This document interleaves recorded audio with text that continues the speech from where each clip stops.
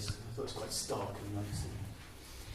The old bones of these islands clatter. I've heard it said that nowhere on earth is as haunted. There are spectral highwaymen who move from under dripping ash trees at midnight, the buttons of their coats twinkling like little stars. Their faces are masked and hidden. There are flimsy-limbed girls who drift moaning towards cliffs or flowing water, the reason for their original suicides long forgotten. There are old inns and grand homes where distant babies cry, yet you know there is no living baby behind the panels, or chuckling lovers in the next chamber which you know full well to be empty. Fox shriek on a clear night sounds like scratching despair. Are you sure it's not the split voice of a maddened woman whose suitor abandoned her centuries ago?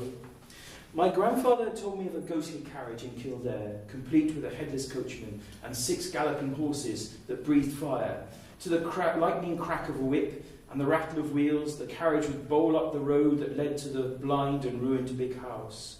Poachers and drunken late-night laggards, unlucky enough to witness this spectacle, would turn and run across the dark, rain-towsed fields. Policemen leapt from their bicycles and threw themselves into ditches at the first warning of the rattling team.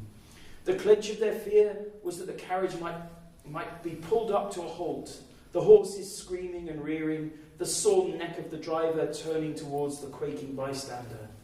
The door might open and voices summon the man to climb aboard and ride to a terrible midnight tryst in the gleaming halls of the crumbling mansion. It's not very long. I read one more. I grew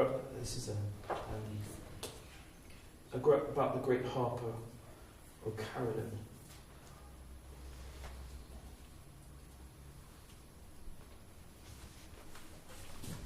One August evening, just over 300 years ago, a boy with curly hair was passing the Rath. The Rath is a ferry hill. And he decided to climb up and look at the evening coming on over the fields. As he sat against the hawthorn, a slow, weary doze came over him. He lay back, and with the sun fading, he fell into a deep sleep. All night, the shapes and colours of a wild music threaded his dreams. Also, he heard lamenting and singing. Now it was as desperate as a winter gale. Now it was as happy as a wedding morning. He awoke in the cold hour, shivering under a sheet of dew. He was sore and exhausted, as though he'd woken from a long illness, but his head was still full of the colours of the dream music, and his fingers itched with a thrilling clamour. He ran to the nearest town and spent all his money on a new harp. He sat in a public house and ran his hands over the strings, and although he had never played before, he found sweet and strange music uttering forth. The boy's name was Turlo O'Carolan. He went on to be the last and the greatest of all the musical bards of Ireland.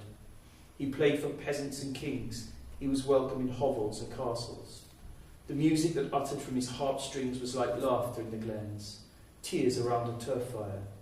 It could summon a man to fight. It would break a woman's heart. This was the precious fairy gift to O'Carolan. Music that seemed to pour from the stones in a mountain stream, or cries of fledgling larks on the first morning of flight. But a gift from the good people is a tricksy thing.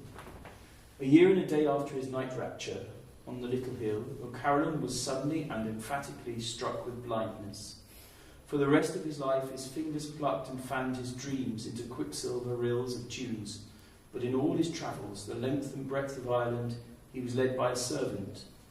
The fairies had given his fingers the power of great music, but they stole away his talent. Then again, perhaps the blindness was merely part of their gift.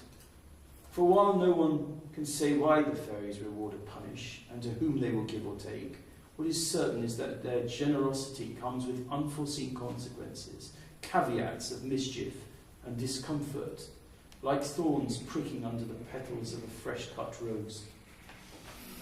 And O'Carolan actually existed, and that's the story he told. He was struck blind, and he was the last of the bards, and played for the king. But all his life he said it was he'd slept on a fairy hill, and they'd shown him how to play or given him the gift of music, but had stolen his sight away. So I don't know, in a Jungian way, it's a good cop out, you know. But yeah. Well, what do we do now, Heather?